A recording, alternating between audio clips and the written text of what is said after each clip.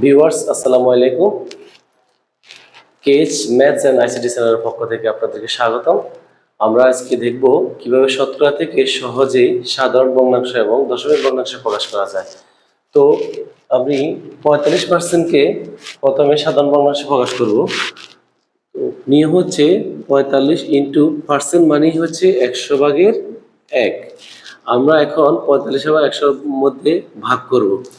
তো আমরা যদি 5 দ্বারা ভাগ করি, 5 9 45, 5 20 100, এছাড়া আর কোনো পদক নেই।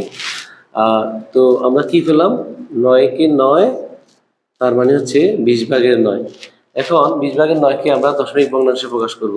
তো আমরা যদি 20 দ্বারা যদি 9কে ভাগ করি, তো সাধারণত 20 দ্বারা 9কে ভাগ যাবে না, একটা দশমিক দিয়ে আমরা এখানে একটা শূন্য নিতে পারি। তাহলে 4 দ্বিগুণ 4 20 80, আর 80 থেকে যদি 90 থেকে যদি আমরা 80 বিয়োগ করি তাহলে হবে 10। এখানে আরেকটা শূন্য দিতে পারি আমরা, 5 20 100। তো আমরা পেলাম কত? সাধারণত দশমিকের আগে একটা শূন্য দেওয়া যায়, 0.45। তো এই ছিল শতকরা থেকে সাধারণ ভগ্নাংশ এবং দশমিক ভগ্নাংশে প্রকাশ করার সহজ নিয়ম। ওকে বন্ধুরা, পরবর্তী ভিডিও দেখার জন্য অবশ্যই আমার চ্যানেলটি সাবস্ক্রাইব করবেন।